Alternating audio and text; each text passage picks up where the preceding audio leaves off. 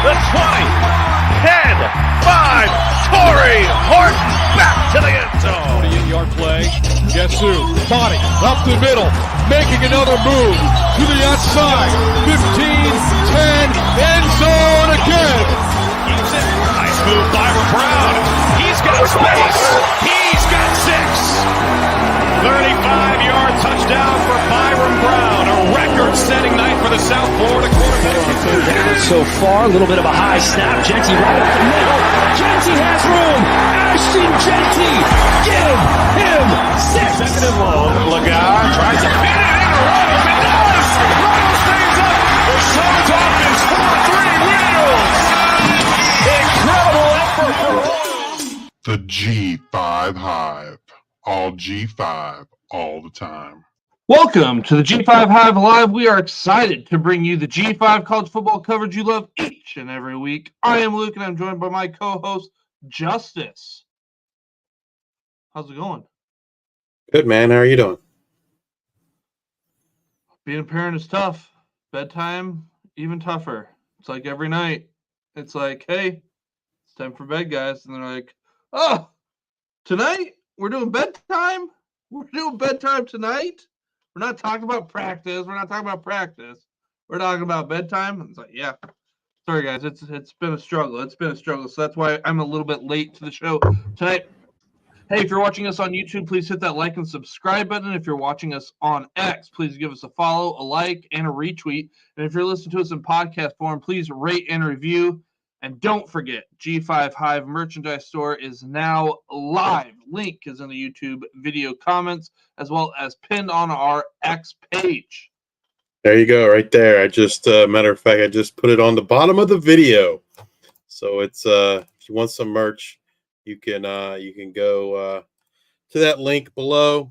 It's on the X page, and it's now in the video comments as well. All right, Justice. So last week, you talked about going to the ODU game. You got to ask a question, but somebody recognized you. I don't think we talked about that in the show last week. So I do want to we did. Go back a little bit. Let's go back to that and tell me that. So I'm in the media room at Old Dominion after post game media room. After the Texas State game 2 Saturdays ago, and I've taken off my ODU hat, put on my G5 Hive hat. I'm sitting there just waiting for the coach to come in, and this guy comes up to me and says, "Hey, like you know that you do the G5 Hive?" And I said, "Yeah." And I'm assuming he must listen in podcast form, but maybe not. And I was like, "Yeah, I do that show," and he's like, "Oh man, I love that show. Great work, man. Keep it up." And I don't know, just it felt really good. Like some random person that I didn't know knows the show, came up and likes the show, told me thanks, and so just wanted to shout out Alec was his name. He's a photographer. They're a student photographer, I believe, at Old Dominion. So shout out to Alec. Thanks for listening or watching, whichever it is you do. Appreciate the support. All right. Yeah, thanks, Alec. Let's get right into our G5 Hive Players of the Week for Week 9. Freshman Offensive Player of the Week. Give me a second. All right. Fluff Bothwell, South Alabama. This is Fluff's 3rd time this season for Freshman Offensive Player of the Week. Fluff rushed for 119 yards and 2 touchdowns to lead the Jaguars to a big Sun Belt victory over Louisiana Monroe in Week 9. Congratulations, Fluff. Our defensive freshman of the week, also his 2nd time as defensive back, Jamarly Riddle, East Carolina. He would have 3 tackles, 2 solos, 2 interceptions, one of which he returned 55 yards for a touchdown to lead the Pirates to a victory over Temple in Week 9. Congrats, Jamarly. All right. And then my offensive player of the week is none other than running back Mekhi Hughes out of Tulane. He had 30 carries for 195 yards and 1 touchdown. He added 1 reception for 8 yards. Hughes' touchdown came in the second quarter on a 2-yard run to extend Tulane's lead to 18. Gave them a 28-10 lead. The Green Wave needed all 203 total yards from Hughes to secure the 45-37 win over North Texas. It was a big win for Tulane as they stayed undefeated in AAC play along with Navy and Army. I know this is probably a big shock for everybody, but my offensive player of the week was quarterback Colton Joseph, Old Dominion. Colton had his coming out party, and what a time to do it. National TV, prime time on a Thursday night, and a battle for first place in the Sun Belt East. Colton was 20 for 26 for 304 yards, 4 touchdowns through the air, while adding 69 yards and another touchdown on the ground to lead the Monarchs to victory over Georgia Southern in Week 9. Congrats, Colton. Damn, it feels good to be a gangster. That was if you didn't catch that, I made that when I got home Saturday night. We published that. So again, congratulations to Colton. Billy Tuesday in the chat, he says go ODU. He knows how big of a game that was for you, Justice. That was a huge game, and we'll talk about it more later when we get to the actual game. But yes, thank you, Billy. Appreciate the love. All right, for my defensive player of the week, none other than safety Alexander Tubner, Boise State. He came up huge for the Broncos in their big victory over UNLV for first place in the Mountain West. Alexander had 14 tackles, 8 solos, 2 tackles for loss, and a sack in the Week 9 victory over UNLV. Congrats, Alexander. All right, my defensive player of the week is none other than quarterback Jordan Oladokin, Bowling Green. Jordan played a big part in their 41-26 win over Toledo. Jordan was all over the field. He had 3 solo tackles, 2 pass deflections, 2 interceptions, one of which he ran back for a 61-yard touchdown. And that interception came at a crucial time. Toledo had just had a 14-play, 75-yard drive that ended in a touchdown. Toledo cut Bowling Green's lead to 4, 21-17. Bowling Green had a 3-and-out for -1 yards. John Newton just had gotten a first down in the very next play. Jordan intercepted Gleason and returned it for a touchdown. That play extended Bowling Green's lead to 11, 28-17. Bowling Green is now 3-1 in MAC play and 1 game back of Western Michigan for first place. Congratulations, Jordan. All right. What does the Swarm need to know? What are our news and notes? So another week, another coach got fired. Only one G5 coaches just dropping like flies. Yeah, only one coach so far this week. Rice fires head coach Mike Bloomgren. He was 24-52, and the Owls are 2-6 this season. Associate head coach / special teams coordinator Pete Alomar will be the interim coach. The only name that I've seen mentioned so far as a potential candidate for this job is North Texas associate head coach / special teams coordinator / tight ends coach Drew Svoboda. He's been mentioned as a potential candidate. He was an assistant coach at Rice for 3 seasons. It makes sense, right? He knows Rice. He's been at Rice. He knows Texas. Obviously, he's a coach at North Texas. So it makes a lot of sense why he would be named as a potential candidate. But I'm sure others will continue to emerge as we go through the offseason here. So a couple things from this. So one that does make a lot of sense, knowing the state of Texas. When you think of Texas football, like Rice, typically when you ask most people, Rice isn't one of those top names. So you've got it's a hotbed for recruits there. Obviously, it's a little bit harder to get into Rice than maybe some other institutions. But when you're looking at what Coach Bloomgren was able to do over, what was it?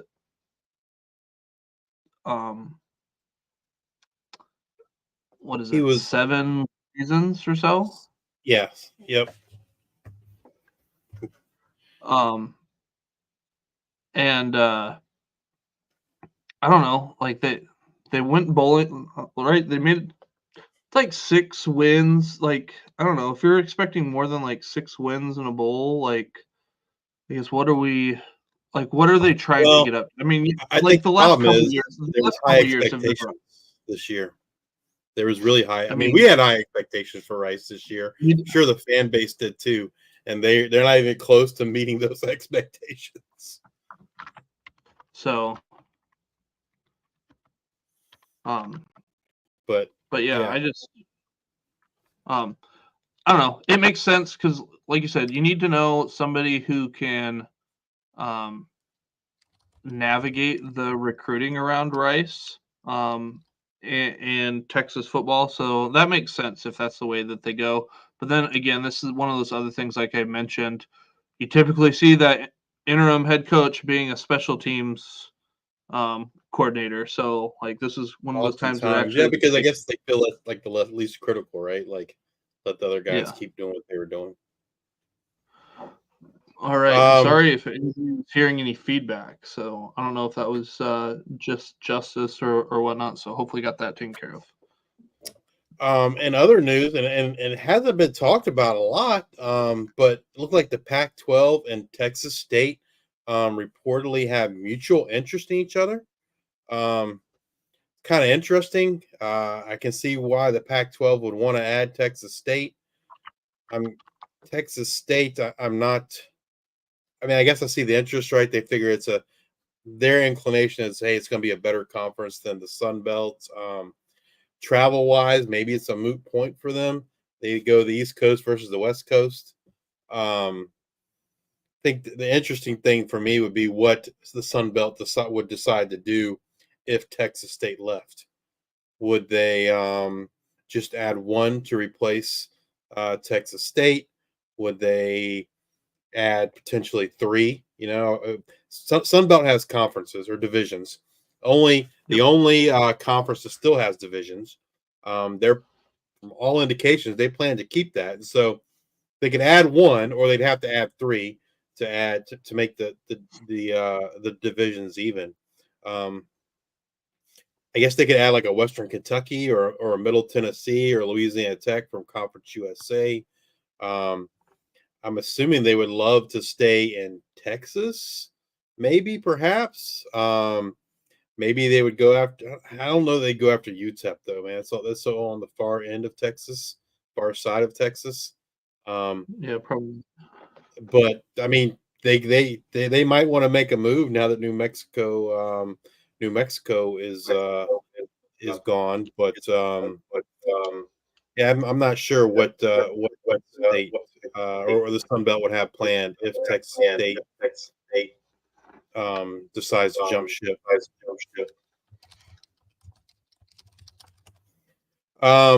Harrison Whaley, running back Wyoming, is back this week versus New Mexico. He's been out all season so far with a knee injury, but he is expected back this week. I think he's listed as a co-starter on the depth chart. I would expect them to kind of ease him into action. I wouldn't expect him to kind of get a full workload here in terms of, his first week back. I'm not sure if he is back into game shape, but, they do expect Harrison Whaley to play this week. I personally would not expect a full workload, but who knows? Maybe we'll see. Also, with staying with Wyoming, redshirt freshman quarterback Caden Anderson was announced this week that he will get to start for Wyoming. He had been rotating with quarterback Evan Svoboda, and I don't know if he's any relation to Drew Svoboda, that assistant coach at North Texas, or not. But maybe somewhere along down the line. But yeah, Caden Anderson. The last 2 weeks he had gotten some playing time behind Svoboda. He didn't start, but Evan Anderson is going to get to start this week for the Cowboys. Moving over to some injury news. Florida International quarterback Keon Jenkins started the game this past week versus Sam Houston, but he was not able to finish the game. He didn't look particularly well, and so be interesting to see if what happens this week. All reports that they've been practicing with 3 quarterbacks, including Keon Jenkins. He didn't look himself. I don't know if it was poor performance that got him pulled, or that's kind of what the indication was. But he had that shoulder injury, so I'm assuming that's part of it. But for the Panthers to really kind of have a shot, I think Keon Jenkins is going to have to need to play for them this coming week. And in that game, there's going to be probably another quarterback change there for New Mexico, right? Yes. Oh man. And I can't think. I know he's a tall kid. I can't think of his name. He's like 6'5". Is it Brendan Dunn? I think maybe that's it. I posted it. I retweeted it from the account earlier tonight. I noticed that we didn't have Brandon Nunez. Brandon Nunez. Nunez. He's 6'5". He's dual threat. He's going to get he's expected to be the starter for the New Mexico State Aggies this week. He came on, I believe, in relief last week. Looked pretty good, and so stay tuned to Nunez. See what he looks like. He's getting his first start this week for New Mexico State after returning last week. Staying in the West, Nevada quarterback Brendan Lewis did not play this past week in the game versus Hawaii, but he is expected to play in Week 10 versus the Colorado State Rams. UTEP quarterback Skylar Locklear. If you didn't see this last, I don't remember what night it was, Tuesday or Wednesday night. He took a pretty vicious hit. He was throwing the ball and he kind of jumped up, and I think the hit was bad enough as it was, made it hit look even worse.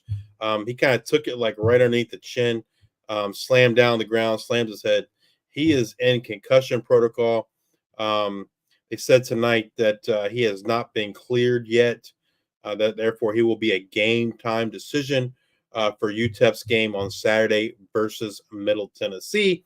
You would hope that, because that game was on Tuesday, so that would give him a week and a half or so to clear. Obviously, They're not linear; they're not all the same and whatnot. But you'd think that would help. And in his absence, J.P. Pickles came in, and I think that they said they've been preparing J.P. Pickles, all name team member. And then I don't remember who the 4th string guy is, but I guess they have been preparing them both in case they have to start. Hopefully they can get Locklear, because J.P. Pickles did not look too great out there this week. He's much more of a runner, or better at running the ball than he was at passing. Clear to see why he is the number 3 quarterback. So hopefully Skylar Locklear can come back for the UTEP Miners. Miami quarterback Brett Gabbert left the game, but he was able to return. So he should be. And I believe Miami has a bye this week anyway, so he's got 2 weeks to rest up. North Texas also on a bye this week, but quarterback Chandler Morris left the game. It looked like his shoulder maybe, but he was able to come back in the game. Again, North Texas also on a bye, so he's got 2 weeks to rest up before the next Mean Green game. Toledo quarterback Tucker Gleason was able to return this week. It didn't look like he had any ill effects from his injury. Central Michigan started their 3rd string quarterback Tyler Jefferson. He did not look good in that game for Central Michigan. Be interesting to see if Bert Emanuel is able to go this week. Tyler Huff, Jacksonville State quarterback, was banged up in week 9, but we do expect him to return and play out there tomorrow night against the Liberty Flames. UAB quarterback Jacob Zeno is out week 10, and John Kitna will look to get the start. And Kitna's looked pretty good in the games he started. Yeah, and it'll be kind of interesting, if Kitna is able to put another solid game out there on tape what does Dilfer do there at the quarterback position, assuming Jacob Zeno is able to return this season? It was a shoulder injury, so we'll see if he's able to come back. And if he is able to come back, what does Coach Dilfer do? But if a lot of coaches like to say you can't lose your job because of injury, but Kitna's been throwing the ball around. If he's able to do that again, maybe Kitna's got the job. Memphis running back Mario Anderson got banged up. He was in the game, got banged up, left. Then he came back. There really aren't any concerns for him heading into Week 10. That Memphis running back room's kind of been battling injuries throughout the year, but they look like they're finally getting some other guys back and healthy. Brandon Thomas and Greg DeRozier's Jr. Malik Sherrod, Fresno State running back. He missed Week 9. Would not count on him for this week. One thing that's kind of interesting. I was looking at his stats today. He's played in 4 games this year. So if he wanted a red shirt, and he does have a red shirt year available. If he decides he wants the red shirt, he just can't be. As long as he doesn't play any more games, he could, in theory, take this year as a medical red shirt. So stay tuned. If we don't see Sherrod play anymore, good chance that's what he's going to do, and he will redshirt. And something kind of interesting too.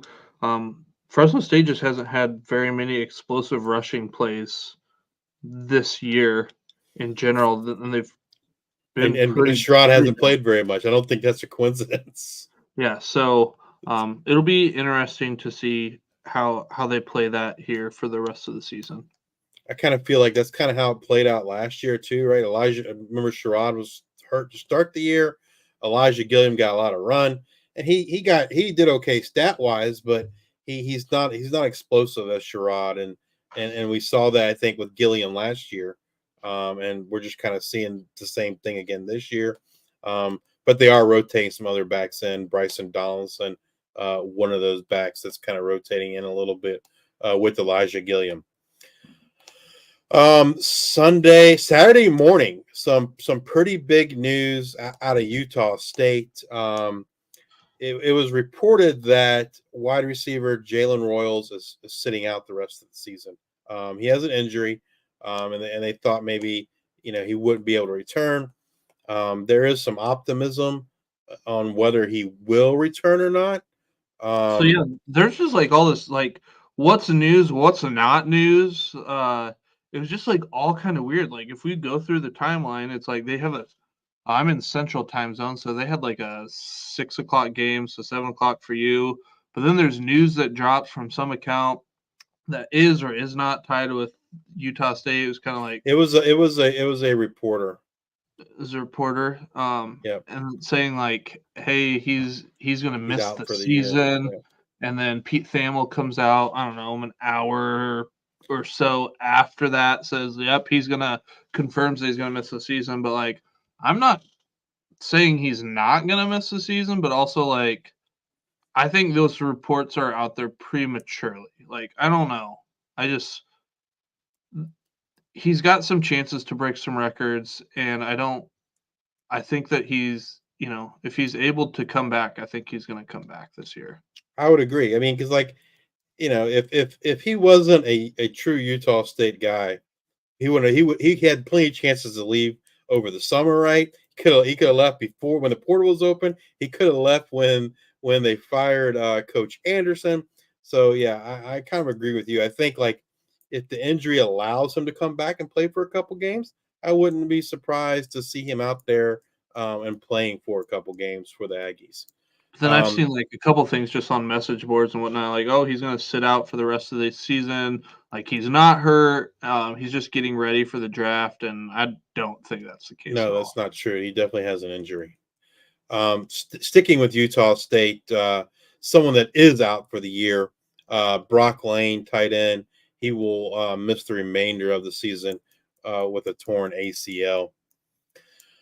New Mexico wide receiver Luke Wysong did not finish the game this past week against Colorado State.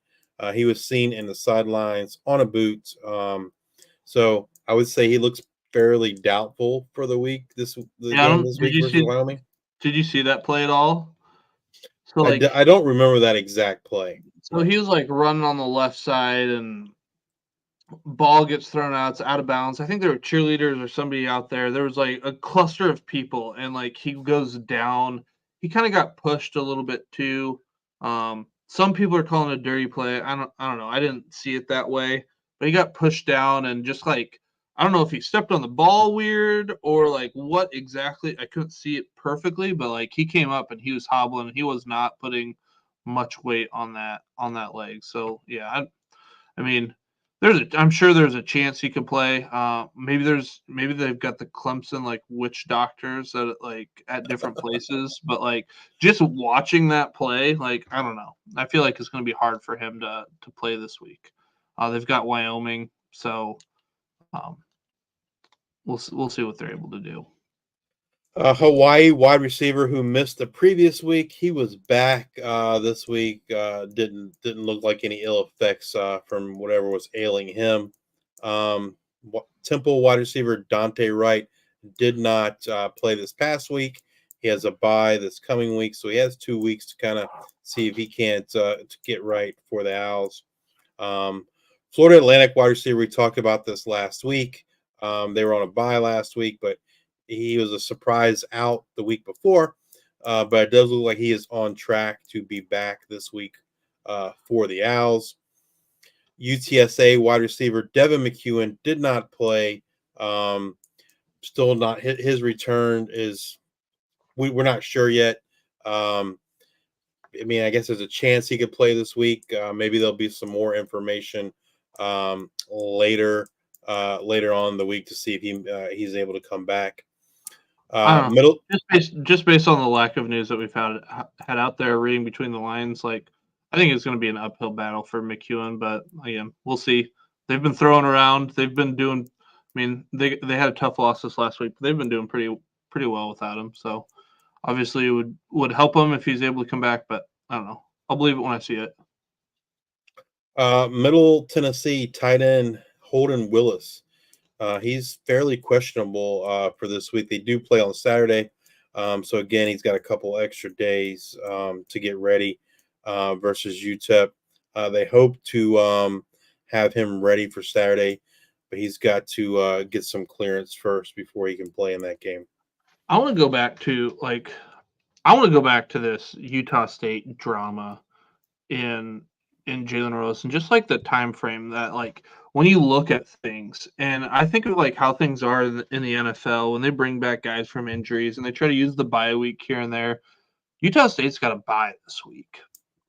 There's no news, obviously there's gamesmanship and stuff. You got to like, hey, we're going to hold stuff close to the chest. We're not going to let people know that, this player's out or whatnot. So I'm not going back. I'm not so sure that he was going to be out for the year. Like if he's going to miss that game and then they've got a bye week, maybe they're seeing, hey, how does he bounce back after after having pretty much 2 weeks off? Just reading in between the lines and how the NFL does it, I would assume it's going to mimic something very similar. I mean, we've seen it with plenty of other teams, and especially at P4 programs like Ohio State when they have people hurt and whatnot. So I don't know. Just something else to think about as we move along in this college football season. All right, let's get over to the top 25. So G5 in the Associated Press top 25 poll, Boise State moves up 2 spots to number 15 after their win over UNLV. They basically just gained the spots back from the week before, so they were 15. Then they had a bye week, and even though they didn't win, they didn't lose either. They dropped to 17. Now they're back up to 15. So they lost 2 spots during their bye week. The interesting why I point that out is Army was on a bye this last week, and they gained 2 spots. So Army, prior to their bye week, was number 23, and they are now up to number 21.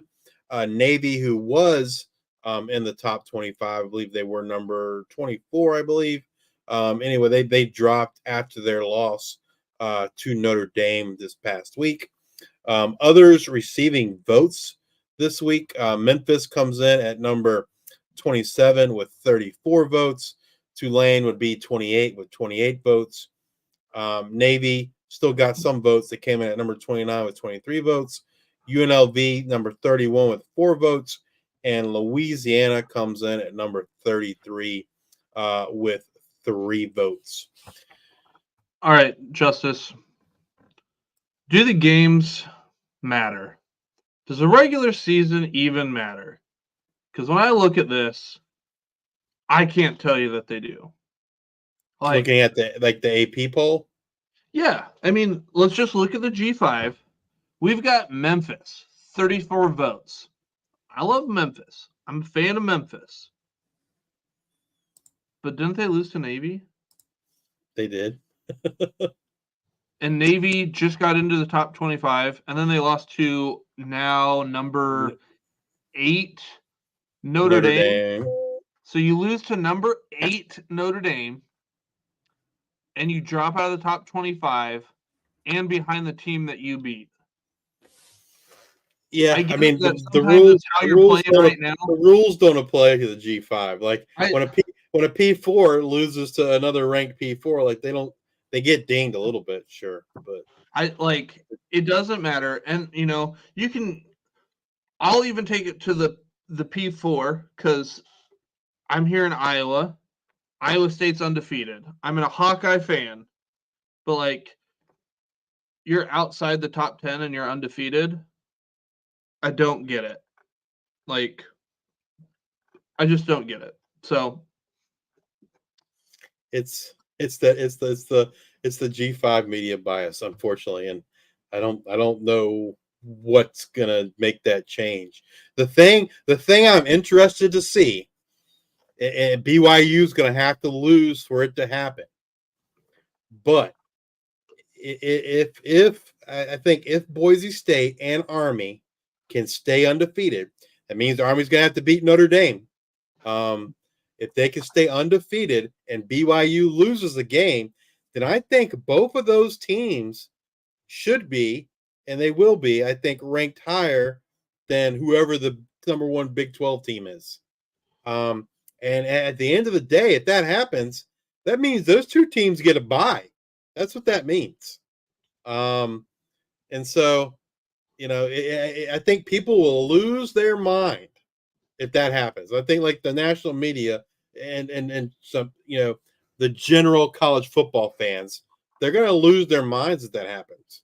And I think it's more than it's more of a possibility than folks want to admit that if Boise State and Army, if one of those teams, I think one of those teams has a really good shot.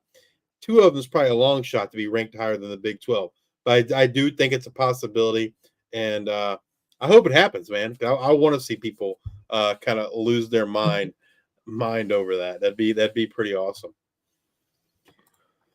All right, well, let's get to the poll that matters. The G5 Top 25 presented by Hero Sports. We are voters in this particular poll.